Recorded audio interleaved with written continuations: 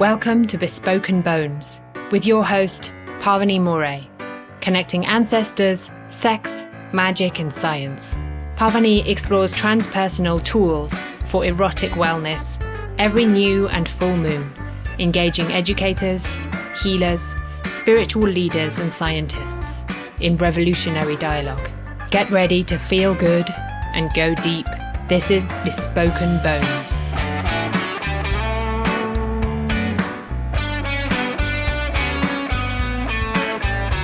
Hi, welcome to Bespoken Bones Ancestors at the crossroads of sex, magic, and science. We're in the business of healing trauma, connecting with our roots, and developing radiant erotic wellness in past, present, and future generations. I am your host, Dr. Pavini Moray, and today it's my pleasure to welcome Oscar Perez. Oscar is a ritual leader, a spiritual teacher, and a mentor. He was born and raised in the Chihuahuan Desert on the U.S.-Mexico border. At an early age, he was called to study the spiritual traditions of his ancestors, a calling which has guided him throughout his life, and he teaches about the unifying aspects of shamanic traditions on the path of the Tolteca, the artist of life, or man or woman of knowledge. His devotion to serving spirit and dedication to being guided by his spiritual commitment to finding personal freedom has led him to study with teachers of various traditions throughout the world. He is a lifelong martial artist and a student and teacher of the Toltec Coyote, or the Toltec Path. And Oscar is the founder of Tending the Fires, a movement dedicated to helping individuals awaken their own medicine and bring it to the world to inspire and heal as a collective. Among other things that are more important to him, but not as shiny to some folks, he has a PhD from Brown University, and he once won some awards for being an excellent teacher at Harvard, too. So, Oscar, it's such a delight to welcome you to Bespoken Bones. So glad you're here. Thank you so much, Pavini. It's funny to hear that read.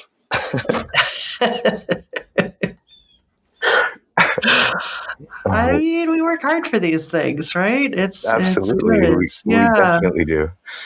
We definitely do. Let me celebrate them. Yeah, I want to hear a little bit just about your personal, whatever you want to share about your personal relationship with your ancestors, or how you relate with them, what it means to you, anything there that you want to share. Yeah. Yeah, absolutely.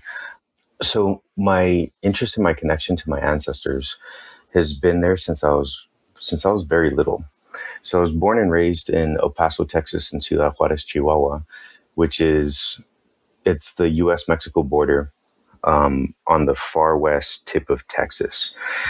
And so growing up, my experience was being in between these two worlds. I had this sense of being in the world that straddled, Mexico on one side and Texas on the other. And so these different things, different aspects of identity and culture were always very present for me. In my house growing up, it was like I was in Mexico. And when I started going to school, and all of a sudden it was being thrown into, the American educational system, and having, even in a place that is so fluid with so many different layers of identity as the border, it was still, I think, kind of a shock, even as a little kid, like learning how to navigate being in these two different spaces and feeling really connected to my Mexican heritage, my Mexican roots. Mm. So I didn't actually start speaking English until just before kindergarten. And this just connection to Mexico was always consistently there.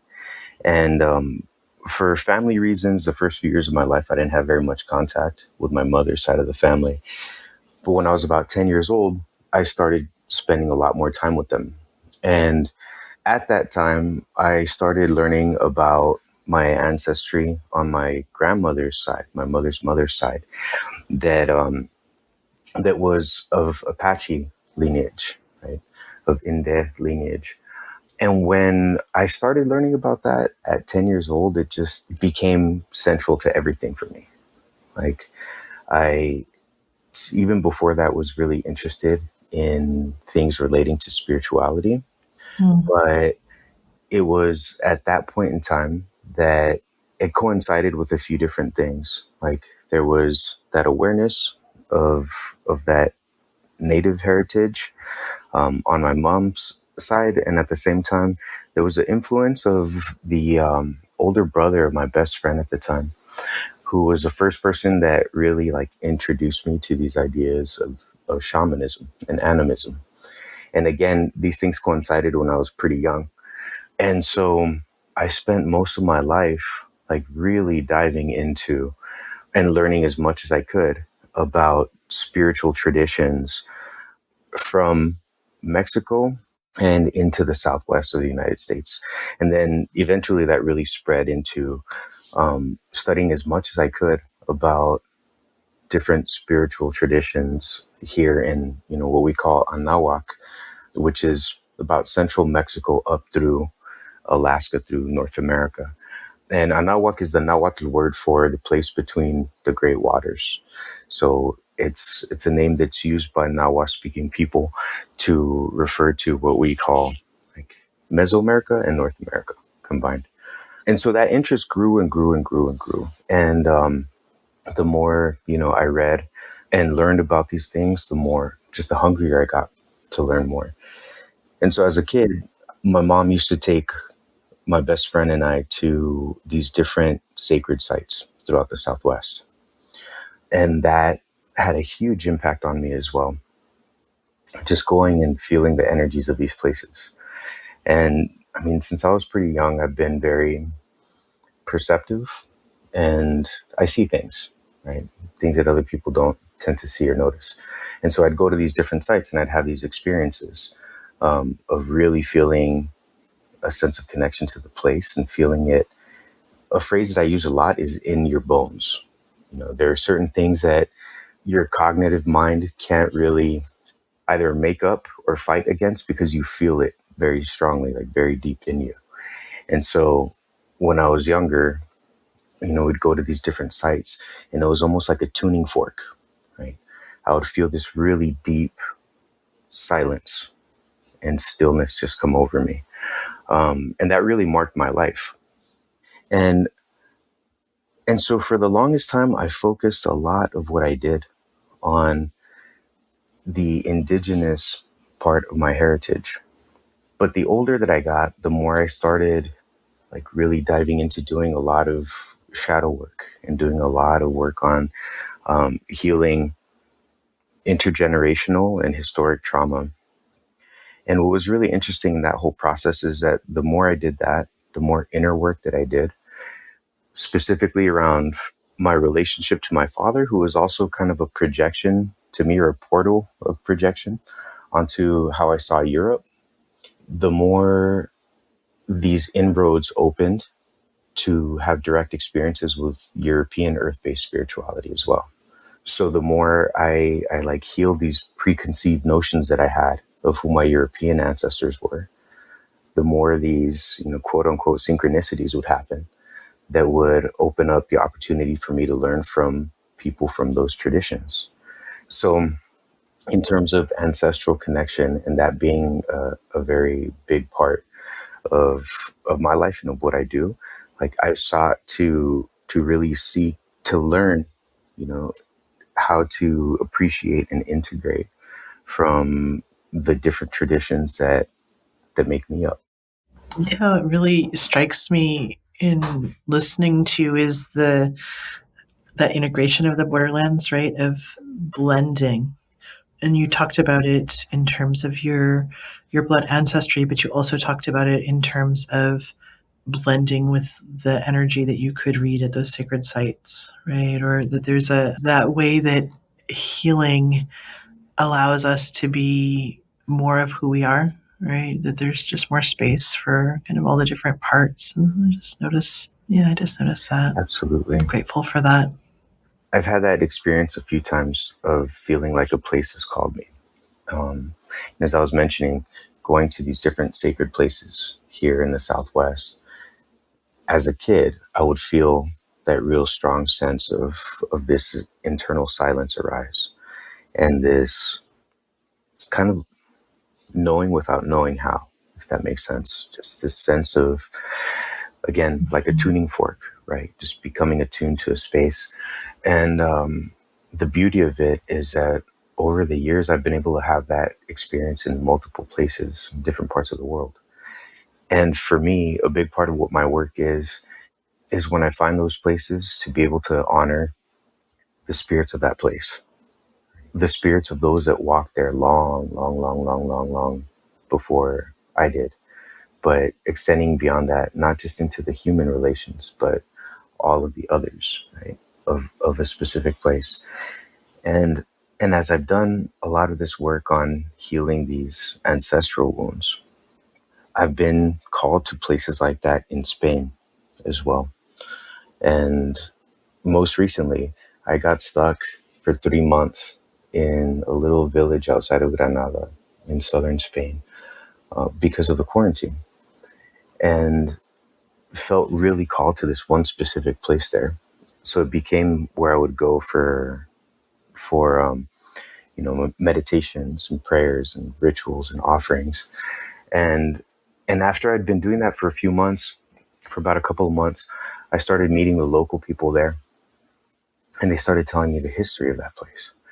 And it turns out that my mother's maiden name originates from that area, right? And that place where I'd been going and making the offerings and prayers and things like that is a place that had been used since the 6th century to light signal fires to let people in the surrounding villages know what was going on. And the bodies of these Visigoth fire tenders were buried right there. And I bring it up because in the work that I do in the communities that I work in, a lot of times there's this energy that specifically in Mexican American communities, that in my experience, there's this energy of the ancestry still at war with itself within our own blood, like in us as individuals, and also interpersonally, right? Mm-hmm. There's a lot of this untended grief that has become just this overwhelming rage, and the rage is socially accepted. But at the heart of it are these two different sides or I mean, it can be more than two as well, but these warring sides of what's in our blood. And that's all fed by our intention and our awareness or our lack of it, the way that we tend to categorize our relationships to certain ancestors. And it leads to so much of the devastation and destruction and violence in the world. And so, yeah, starting out, I'm finding myself like being really pulled towards that theme today. Mm-hmm. Yeah, it's one I know intimately.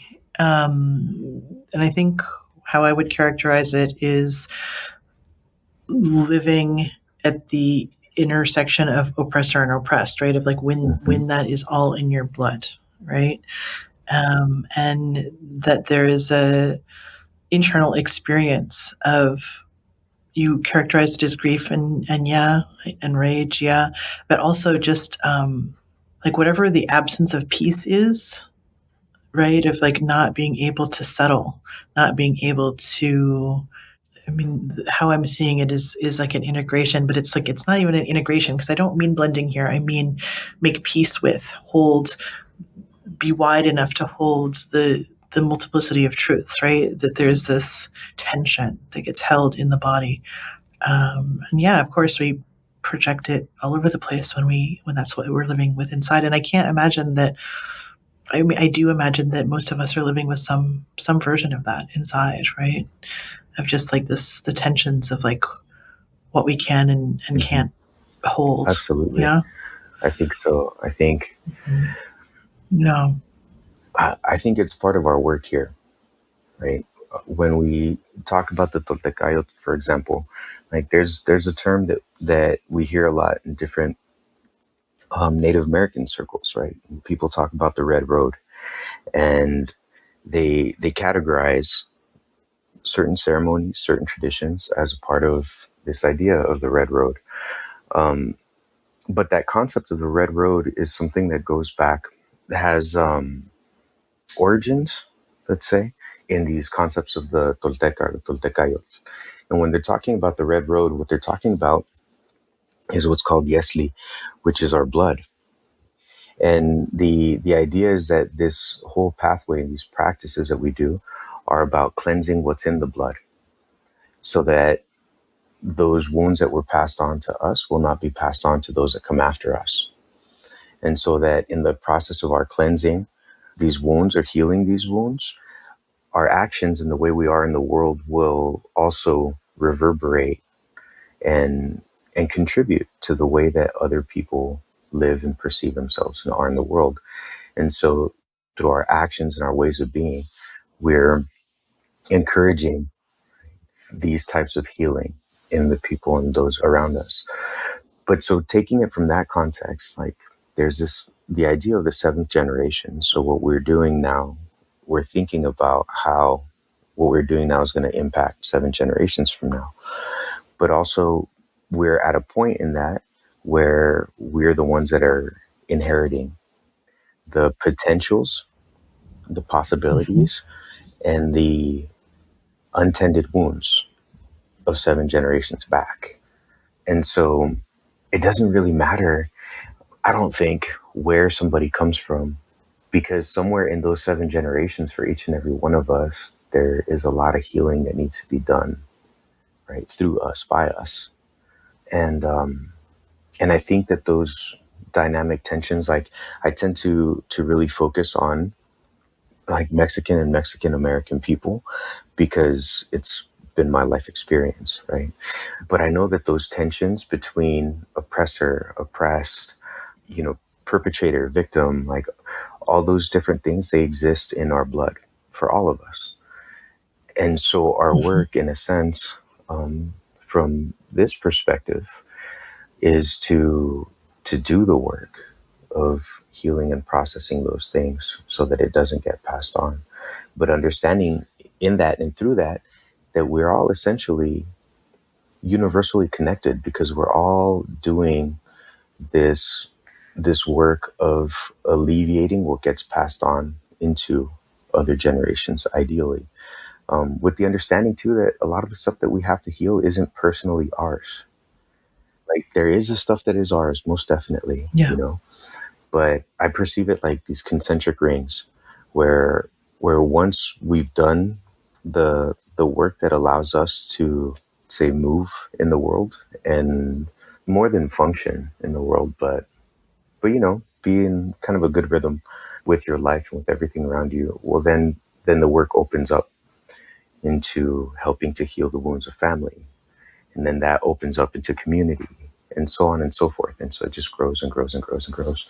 So we're all these like potential catalysts for the things that have been life denying in the past to transform them into things that are life affirming for the future. When you talked about the red road as our blood and healing our blood, I literally like smacked my forehead, like, like, right. Yeah. And I'd love to just share something with you, because I think it elucidates the point, and I'd love to hear your take on it. And I also live with sugar addiction. And a few years ago, had a really profound experience in which I magically encountered the spirit of sugar and of processed cane sugar, and was able to understand that when I eat white sugar, what that feeds inside me is white supremacy, right? That because of the colonization of sugar and the history of sugar, that it feeds that, and it also feeds this wound in my literal blood, which is diabetes, right? And the sugar injury that can occur. And when I had that realization, there was suddenly this way that it's been effortless to not engage with that spirit, to say, no, I'm not going to engage with it. And it also, like, that pivot has also been helpful in really depersonalizing internalized racism for me, just being like, okay, this is here, and I'm gonna have to deal with this, and it's not personal, and it is and it's not, right? It's not like some shortcoming on my part, that I can turn towards this in a way that is depersonalized and just be like, okay, this is what is. I have to work to heal this, just like I have to work to heal the damage that sugar did to my physical body. I have to work to heal the damage that white supremacy has done to my spirit body, and yeah. And I wonder if you want to say anything about when you talked about healing the blood, and that being a choice that we all get to make, right? Of like, how do we heal the wounds that we've been given and that we've inherited, and how might we turn to face those in a way that's slightly more depersonalized and also deeply personal. And yeah, just anything there that you want to like, basically getting to your question of like, how do we heal the colonialism in our veins? Yeah. Absolutely. Thank you for sharing that. That's a beautiful story. And there's so many things there that, like, as I was listening, I just was sitting here with this big smile on my face, because there's so many great things about your story that I think are worth diving into. And the first thing that comes to mind is the awareness that we bring to our food, because there's a lot of awareness that people bring to the types of eating, right? Styles of eating. People put a lot of energy into whether they're vegan or vegetarian, or they're omnivore, or they're whatever. But a lot of times that stays in that, or seems to stay in, like, the style or method of eating, and it doesn't go deeper into the food itself. And so I think the way that you position that, with the spirit of sugar coming to you, of refined sugar coming to you specifically, and showing you that connection to white supremacy, like, that's extremely powerful. That's incredibly powerful. And there are these different ways of perceiving the world that we could go about every day that would help us track our relationship to what we're consuming, to what we're eating, back to its original state, let's say, and get to see the ways that that plant has been treated all the way to getting to us, and to get to see all the relationships that that plant has gone through, the people that tilled the soil and that planted the seeds, and then the environment that it was in when the winds brought the rain, and then who the people were that picked it, and then who the people were that distributed it. And we can follow every single thing that we put in our mouths that way, if we just take the time to. If we take the time to, like, for example, I'm sitting here with a cup of coffee. So if, when I taste that coffee, I allow myself to really go through the process of connecting with it, and letting my mind go all the way back, right, to the land where that coffee was planted, and to perceive, as I'm going through that process, just what arises. Because something really interesting starts happening when we start using our awareness in this way. And there are things that will show up in our awareness that aren't directly crafted by our imaginations, let's say, right? And so in that way, like, our own sensory input can be a way of connecting us, because as we're tracking those things back, we're maybe tracking them back inside, or I mean outside, in the outside world, but we're definitely tracking them and all of their connections inside, through us, through our inner landscape. So what I perceive as being the trajectory of the coffee that I'm drinking is actually a reflection of all of the different things going on inside me that are activated when I am connecting to coffee, let's say. And it's interesting because it allows us to see that, like, there's no aspect of our life that is not interconnected or interrelated to all other aspects of our lives. And we can start to see the ways that we internalize some of the same devastating forces that are out there in the world, in physical manifestations, by seeing the things that we put into our body, and also by seeing the ways that we were programmed into believing that these are things that are worthy of being put into our bodies, right? Or that there's no impact, right? That whatever the trajectory of that thing was, whatever experiences that plant or animal had and its suffering doesn't absolutely impact us. When we think that things just magically manifest at a grocery store, right?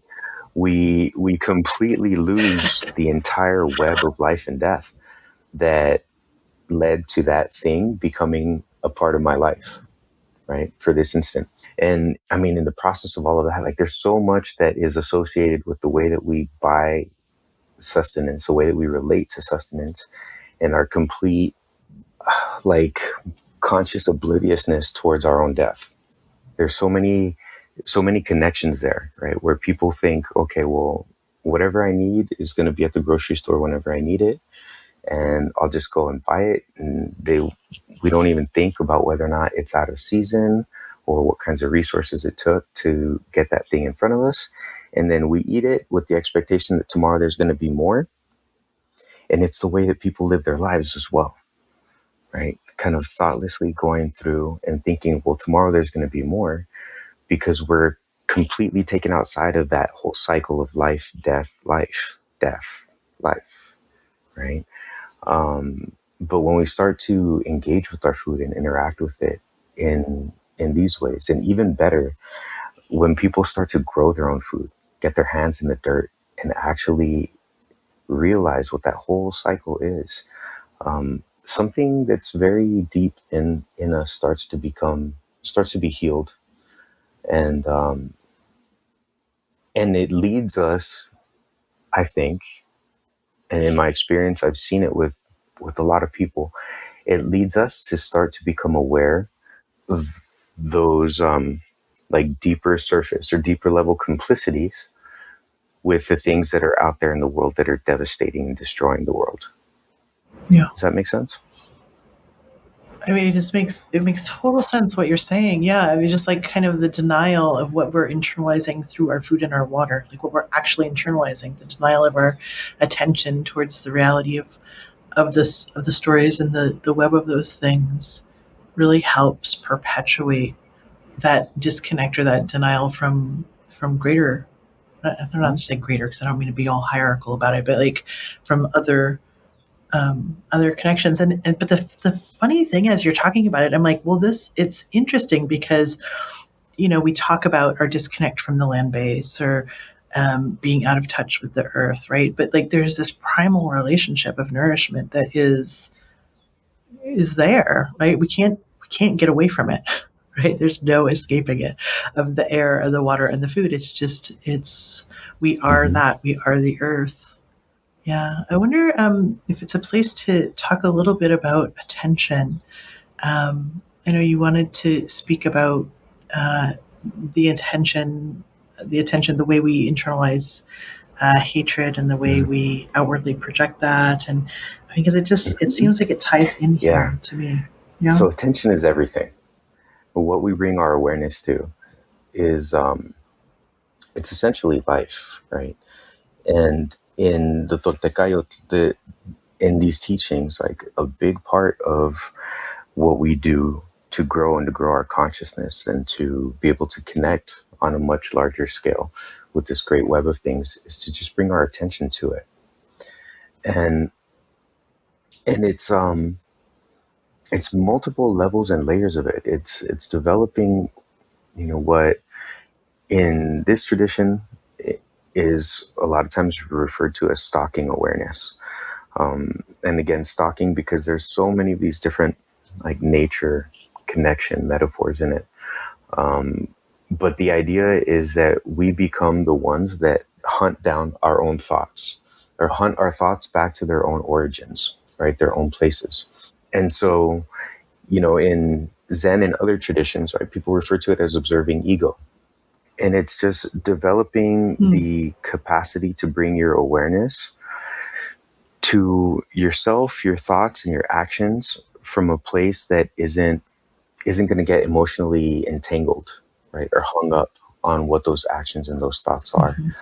And the reason for it is that we understand that the majority of our personalities are created from birth to about 7 years of age, right? 7 or 8 years of age. The experiences that we have during those times, the ways that we're socialized during those years, end up establishing the patterns, the generalized patterns for belief and behavior for the rest of our lives. And those patterns, they change, and they, let's say, grow in terms of like characters and participants, but they don't necessarily always grow in terms of themes. But we're taught to not even consider that. Right? We're taught to not really reflect upon the way that we perceive the world.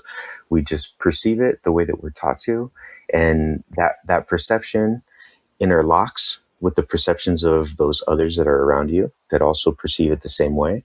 And so as that happens, this sort of collective critical capacity is born, and it creates a whole way of seeing the world.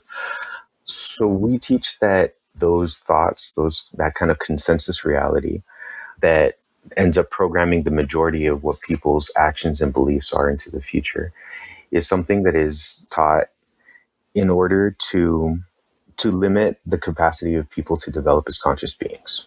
And so the biggest thing that we'll focus on is how we bring awareness back to those patterns, those beliefs, and those behaviors, so that we can see where those patterns, beliefs, and behaviors became anchored inside of us. Because those patterns, beliefs, and behaviors need some kind of like charged, emotional, energetic experience as the soil for the seed to land in, so to speak. And so the thing is that whatever the mechanism is that created consensus reality through school, religion, media, just generations and generations and generations of momentum, it continues to create, right, the consensus reality in different ways as people get older. And since it does that, we have to be very, very diligent and very aware of when we are aligning ourselves with certain social movements or social perspectives based on the emotional trigger being hit, right, that is attached to whatever that belief is. Can you give an example there? Yeah, absolutely. So, okay, so an example I already gave you, where I was saying that growing up, I had this really strong interest in Mexico and in Mesoamerican, Native American cultures. I had this really strong opposition towards Europe and European cultures, right? As I grew up, my identity was I'm Mexican, and those people over there are colonizers, right? I want nothing to do with those people. Okay. Now, this is something that is continually echoed. We'll see it nowadays, on social media as well. We'll see people saying things like we'll see, Mexican or Mexican American, Chicano, Latino, Latinx people that will post things like, "Oh, Europeans, go back to where you came from," for example, right? And those kinds of emotions or those kinds of sentiments, they're very easy to fire up, let's say. Like, it's very easy for an outside organization or institution or group of people to start triggering, right, those very emotionally charged beliefs. And when they trigger them, especially when they trigger them on a collective, well, then you get a bunch of people emotionally fired up, and you can point that group of people at whoever you want, essentially. That ends up being the external enemy. And that group of people will, based on their emotions, start attacking the other group. Okay. Now, when I grew up around a bunch of that rhetoric as well. Right. But as I started focusing on following where those thoughts came from, I first had to separate out whether there's any truth to that statement, right? Like, if I was to say, okay, all you Europeans go back to where you came from, right? In order to be able to adequately say that and to walk my talk, so to speak, I'd have to think about what parts of me I needed to cut out or excise somehow magically, right? To put on that boat and send back with everything European. Does that make sense?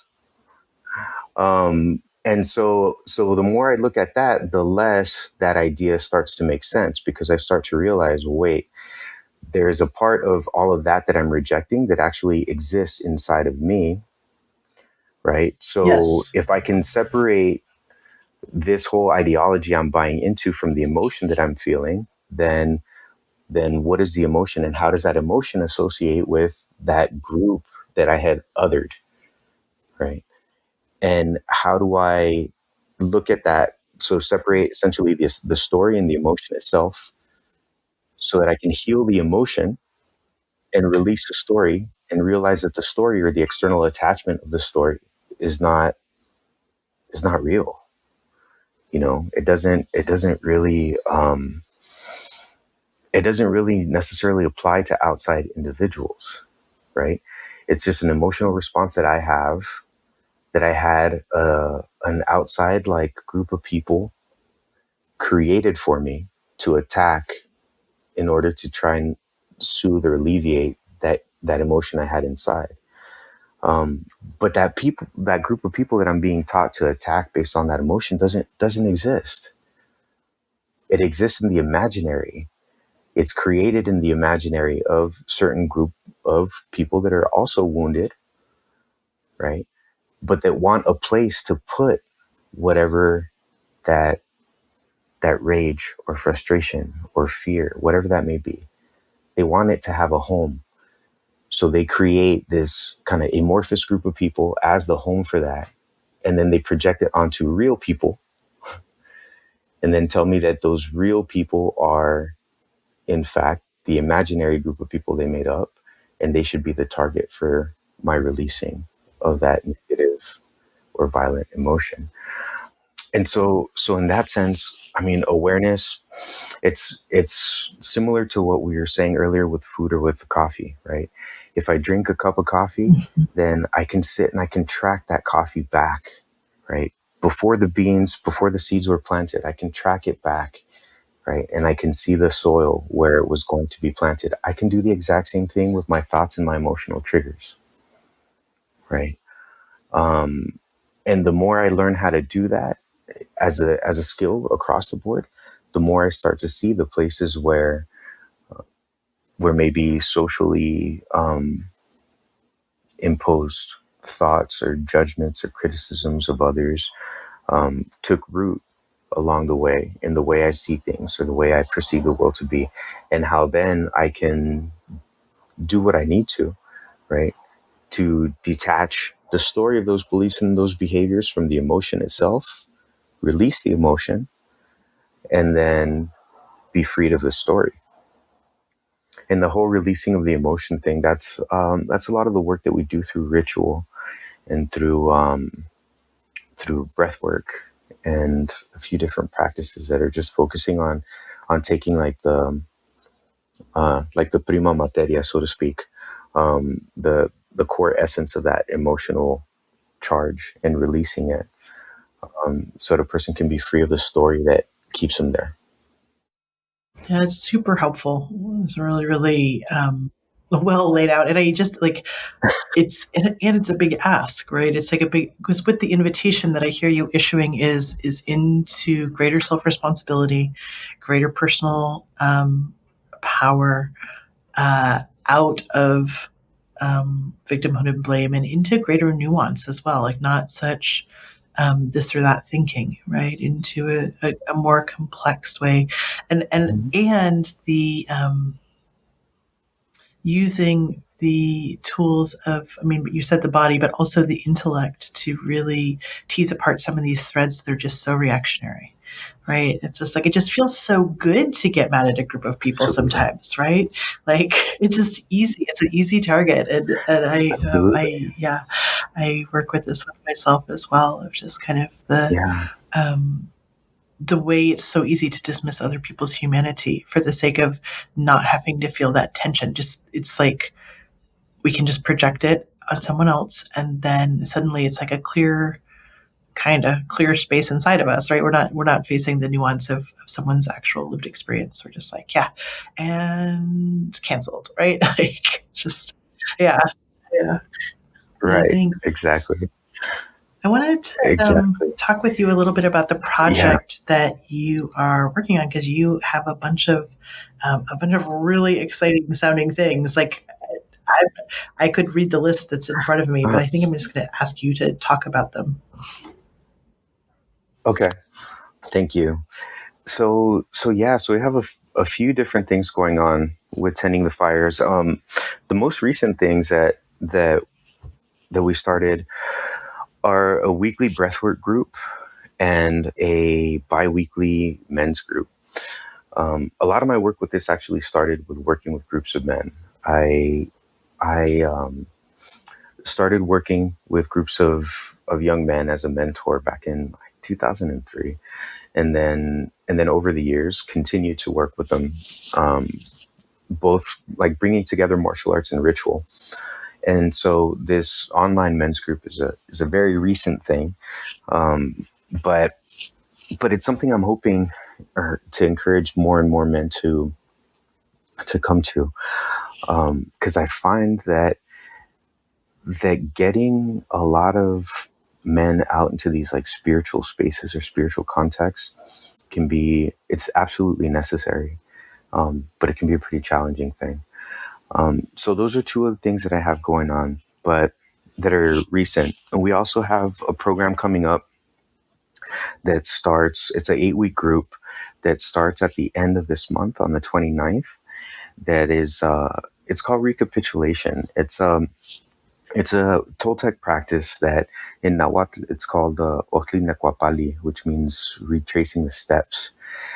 And it's a combination of essentially a lot of the things that we were just talking about. It's a combination of breath work with soul retrieval and meditation. And it's going through and finding these different places at different points in time in our life where there are parts of us that are emotionally or energetically or spiritually stuck. And using our ability to witness those things in unison with our breath work to and a certain intellectual understanding to be able to pull back the parts of us that are stuck in these different experiences or these different places and release them. And that's a practice that I've been doing for quite a while now, and it's a really powerful one. And there's the side of me that likes to geek out on the scientific aspect of things, and so there's a lot of these different foundations, things that are arising now, like EMDR and these other different practices, like tension release exercises, and all these different things that you see coming out as modalities in therapy that are very much connected to and reflected in these older practices. So I love to see that. But so this recapitulation group that we're going into right now is focused on life purpose. And again, we go into all these different aspects of how we were conditioned, right? What we were conditioned that we were supposed to be, right? What aspects of those conditionings we most internalized, how we've aligned our lives in order to live out those expectations of others. And then as we're clearing all of that out, we're reconnecting with the parts of us that have essentially known our entire life what we're here to do. Because every single one of us comes into this world having some unique capacity, some unique skill or ability, some gift, and it shows itself throughout our lives. And for the most part, it's our social conditioning that teaches us to not perceive it, you know? So it's really interesting. I worked with people on these kinds of things for a while now, for about the last 12 years. And it's really interesting that people will tend to find what that thing is only after some kind of major rupture has happened in their life. You know, I think Stan Groff calls them spiritual emergencies. Right? There's those initiatory experiences where everything falls apart and all of a sudden you're free to really see who you are, be who you are. So in this recapitulation group, we're going to be focusing on that. And yeah, there's significant other things. I've been working with people one-on-one as a mentor in learning how to track and follow all of these things and apply these different teachings and practices to their lives for quite some time as well. So if you're interested, come and check out our site. It's tendingthefires.com. And you can see all of the offerings that are on there. You have a lot going on. Because there's quite a few things going on right now. I'm inspired. And so that link again is tendingthefires.com, and it'll be in the show notes. Oscar, I have just so enjoyed our conversation today. I really want to thank you for coming on Bespoken Bones and talking about this, and encourage people to check out your work. And it's good to meet you. Likewise, Pavini. Thank you so much. And just thank you to everyone who has listened. So I've been with Oscar Perez, and we've been talking about all kinds of things that really move it forward for all of us. And so sending much love to all of the listeners, and hoping that this has touched you in good and powerful ways, and that this is supportive to your own process. So this is Bespoken Bones podcast. I'm Pavini Moray, and we will be back every full and new moon with more embodied goodness and ancestral wisdom.